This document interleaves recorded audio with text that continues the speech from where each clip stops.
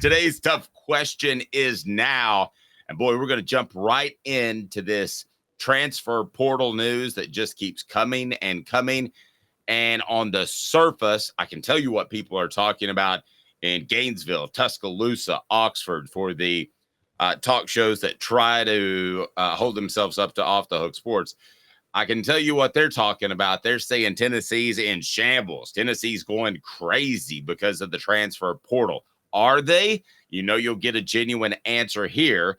It's today's tough question brought to you by Andy Mason of AndyMasonRealEstate.com. Today's tough question. Take a side. Take a stand. The Dave Hooker Show, a presentation of OffTheHookSports.com. Okay, so if you want to go ahead and take part in today's tough question now, then you can do that. You can also give us your thoughts on the message board. So we have our options up. Can you read the options for me on today's tough question on YouTube where you can vote in our poll? Let's go ahead and get that up there if people want to take part. And then we're going to tell you who the Vols will miss next year from the transfer portal and who they won't. So what are our options on YouTube right now? So Tennessee's transfer portal standing is a serious problem, slightly troublesome, part of the process, or taking out the trash, bye-bye. Did you like that last one? Like that one. It's a good one. It's a good one. Okay. So on the surface, tell me where you would vote, and then I want to break down some of the defections that are coming down the pike, and there are new ones if you haven't tuned in recently. So your thoughts, where would you fall in there? I'm still at part of the process. I'm not going to say taking out the trash, bye-bye. There are a couple good players that entered the portal that I don't think Tennessee would have wanted to enter. But I think it's par for the course for every team to lose a couple of players that they may like into the portal. Tennessee hasn't lost Nigo into the portal. They haven't lost Squirrel White into the portal. They haven't lost Omar Norman Lott or Arian Carter or James Pierce. I mean, when you talk about the weapons of weapons, Tennessee hasn't lost any of those type of players. I mean, so I can't sit there and say at this moment that now it may lean slightly troublesome because they have lost 3 potential starters for next year at defensive back into the portal. One who now I think would have been a starter next year, but I say potential because we're not so sure they would have been starters given what else Tennessee has coming back there. So the only troublesome loss to this point has been Tyler Barron, who I do think is a very valuable commodity, but I don't think Tyler Barron is capable of being a number 1 edge rusher. He needed to play opposite Byron Young, and then he needed to play opposite James Pierce. I think if you exclude Tyler Barron, it's taking out the trash, bye-bye. But I'm going to go part of the process, which right now leads at 33%, slightly troublesome 28%, a serious problem 17%, and taking out the trash, bye-bye, is 22%. So let's go ahead and dig in to what the Vols could very well be losing. Now, I do want to say this, not as any sort of disclaimer that these guys are coming back or that I believe they're coming back or anybody within the program has told me that they're coming back. None of that, okay? But you can come back. But Josh Heupel would have to take you back. So just so everybody knows, because it's a fairly new thing. We're talking about, 5 years since transfer portal? You can go into the portal and go back to your school, but your scholarship is not held for you. So these are not definite defections, but certainly when you enter the portal, you have made public your intentions that you're not real happy with what's going on in your current school, whether that's because of your checkbook via NIL, playing, championship runs, whatever the case may be. So here's the latest. Senior safety Tamarion McDonald and junior cornerback Deshaun Rucker on Monday became the 5th and 6th volunteer defensive backs, not overall transfer portal players, defensive backs, 6 to enter the NCAA transfer portal. It joins Warren Burrell, Jack Luttrell, Danico Slaughter, and Brandon Turnage. Burrell announced Sunday night on social media that he's transferring to Georgia Tech, so he's definitely gone.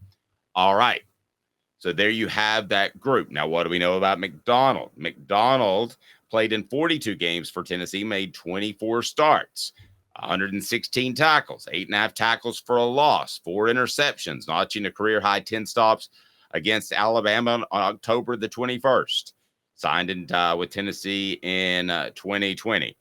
As for Rucker, he's about as good as Wes Rucker at playing football with Go Vols 24/7, who I love. I love Wes. We need to have him on the show sometime. All right, so your thoughts. Let me start with you, Caleb, and what this means for Tennessee's program, because I have a theory, and I'm going to propose it, and I'm going to write a column about it later today. I have a theory that I feel pretty strongly about.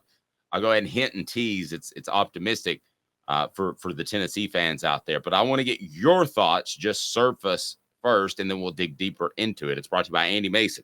AndyMasonRealEstate.com. There's nobody with better prices, nobody with better service than AndyMasonRealEstate.com. Support our sponsors. They mean a lot to us. That's why we're here. I can tell you I've known Andy Mason since we were in high school. Things we did I don't want to tell you about. But Andy Mason is a fantastic person. AndyMasonRealEstate.com. All right, so you say it's part of the process. That leads me into Caleb's thoughts now. Caleb, what are your thoughts on this mass exodus of defensive backs? So there's only a few possibilities. The first and simplest could be NIL money. Maybe they got now. I think that's the least likely. I don't think Jack Luttrell got offered a bunch of NIL money to leave Tennessee. No disrespect to Jack Luttrell. I wish him the best in all his future endeavors, whatever he does. I just don't think he got offered some more NIL money to go elsewhere. So and he wasn't playing. And he wasn't playing. He wasn't playing. Let's not be mean to anybody, but if there's anybody on this list that's leaving because he wants to get on the field, it's him, right? Exactly. Okay. And I guess in a workaround that is NIL, because you can't get your NIL money until you get on the field, and you're not going to get on the field at Tennessee. And so that's probably the calculation he made. Caleb, I hate to let you in on a little secret, but if Jack Luttrell called us and was staying at Tennessee and wanted to do the Vol report with Jack Luttrell, I wouldn't pay him.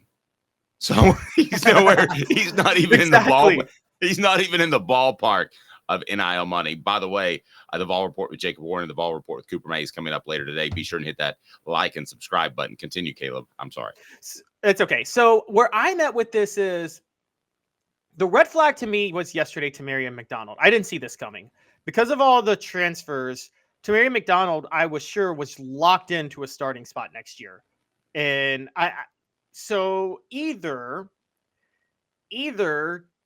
there's the issue with Willie Martinez, which you talked about yesterday, or Tennessee is so high on their young defensive backs and so high on their incoming defensive backs that Tamarion McDonald knows that even though he started this past year, he's going to be relegated to the bench, which is a good sign for Tennessee. That means Tennessee secondary will be dramatically better next year. But I got to say, I thought they'd be dramatically better this year, and I was wrong. So I've kind of given up thinking the secondary is going to be dramatically better. Although I take that back. Secondary was dramatically better this year. Y'all can think I'm crazy for that, but it was significantly better than 2022. Well, I don't know about dramatically. I just think there are a bunch of dudes that aren't very good at playing defensive back in the SEC. I mean, I hate to make it that simple. Now, I think coaching is a factor in that, and you mentioned the Martinez factor. So where is Tennessee with Willie Martinez? Are they going to offer him another year? He is the only coach the only assistant coach that doesn't have a contract that goes beyond this year. Technically, it's up after this season, which I would assume would be the Citrus Bowl.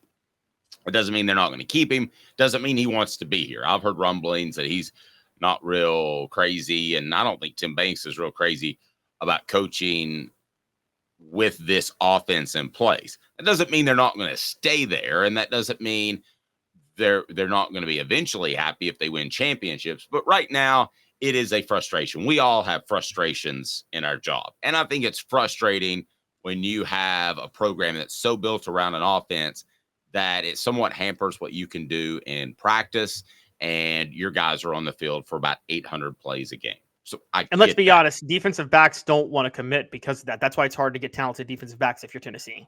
They know what system they're going into if they commit. Oh, absolutely. Absolutely. So you got to find the guys that want it. And, Deion Sanders has come up on this program a lot, and he was a guy that wanted to face the number one guy that wanted to return punts and was upset that he didn't, wanted to play receiver, even though he looked like he was lost out there. You want guys that want it. So that you're going to have to find guys that want it and shut down. And he guys. wanted the pressure of having to win the Super Bowl, hence why he signed with San Francisco and then went and signed with Dallas. And right. He embraced the pressure, that the expectations that came with it. Absolutely. It was on the front page of Sports Illustrated. So those are the guys when he signed with the Cowboys. Those are the guys that you're looking for. Those guys aren't not that out you're going to there. get a Deion Sanders. No. We're not saying Deion Sanders, but those are the guys that say, hey, look, I get to go out there and I have an opportunity to make more plays. Okay. And Fred White said this, said, I would love to play defense with this offense in place because the other team's going to be throwing the ball around a lot to try to come back theoretically when things are going well on offense. And I'm going to have an opportunity to make more interceptions, make more plays. That's what it's all about. McDonald is a loss. Rucker is not, I don't think a significant loss, even though he is related to Wes. Just kidding, Wes. Rucker Wes is about as athletic. Wes is about as athletic as me, so we can joke around about that. What was that? Rucker was a speed guy, but Rucker and Christian Charles were both recruited as cornerback because of their speed. But as you know, Dave, speed does not translate to playing cornerback at all. Agreed. Did Nico Slaughter, I think, may be an NIL thing. I think Danico Slaughter and Tyler Barron both may be an NIL thing. Listen, we're going to talk about this later in the program. They've got to scrape together some money to pay some other people. And Tyler Barron referred to that, liked a tweet on Twitter that you're going to have to protect this $8 million quarterback, referring to Nico. So I think Slaughter is an NIL thing. Turnage maybe to some extent. But have you thought about this? Here's just a theory. Okay, I'm going to throw this out there. Who would you project right now as the top 5 defensive backs if all of these dudes left? All of these. If every defensive back we talked about, who would you project as the top 5? And I know I'm kind of putting you on the spot. We didn't discuss that in the 3:45 a.m. meeting. The top 5 still remaining at Tennessee? The starters that will come in, underclassmen, whatever, just top 5. For mine, it's obvious. I mean, it's cornerbacks. I think it's going to be Jordan Matthews and Ricky Gibson III. I think it's safety. Wesley Walker has the free safety spot locked in. And I think the 2 questions were strong safety and nickel. Tamarion McDonald was the star guy. So that's where there's a question at star. Strong safety, I'm all in on Boo Carter. I think Boo Carter steps in and starts immediately. I have heard enough about him where I'm getting swept up in the reports surrounding him, but I'm pretty high on the idea that he's going to start a strong safety like immediately, and largely because Larry Slade is not coaching and thinking that that Tennessee should start some other random, veteran who can't play over Eric Berry. I have a feeling what they'll do is they'll flip Boo to free and move Walker up to strong. But nevertheless, those are your 2 safeties. The corners would be the 2 young guys in Matthews and Gibson. And who's your nickelback? My star, I am totally lost without Tamarion McDonald. That's why Tamarion McDonald raised the red flag for me yesterday. Maybe John Slaughter is, but that is one where, it's people. I just saw him on the message board. It's not going to be Andre Turrentine. Sorry, I saw enough. He can't play. He never should have been a 4-star.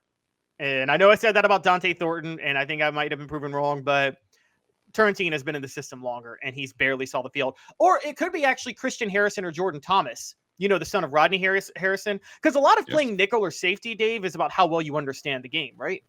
More than anything else. Sure. And I'll tell you this. I like Gabe Jeudy-Lally a lot more than you. I keep forgetting about Gabe Jeudy-Lally. It's him. He'll play nickel. Yeah. So, Gabe Jeudy-Lally came in and said, I don't care if I start. I just want to learn to play every position so I can help. That's like somebody walking into my office and saying, I don't care what I do. I don't want any credit on the website or the show. I just want to transcribe all your quotes. Okay. That would be awesome. I love that guy. That one statement alone, if he were terrible, I would still stand up for him. So I like Gabe Jeudy-Lally. So we're talking about a group that, and I might do the rankings this afternoon. We're talking about a group and I know that Derek's saying not in the slot, but on the edge. I get that. We're just kind of talking about the top 5 here. Gabe jeudy-lally theoretically could be a guy who could play safety, and you could walk Walker up into that nickel star position theoretically. And we're throwing stuff out there. Well, those are the top 5 guys. That ain't a bad group. If Gibson and Matthews come anywhere close to living up their recruiting hype. Now, I'm not going to sit here and blow smoke and tell you that everything is going great, because depth is an issue.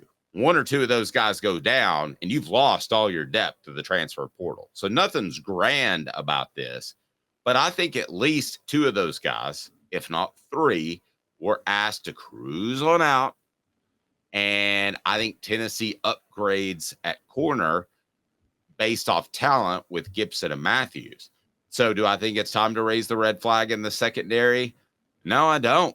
And to be honest with you, a lot of those guys play man because what they do up front, they're going to be challenged. But let's face it, if Tennessee doesn't pressure the quarterback, the way this defense is built, they're not going to win a lot of football games defensively anyway, right?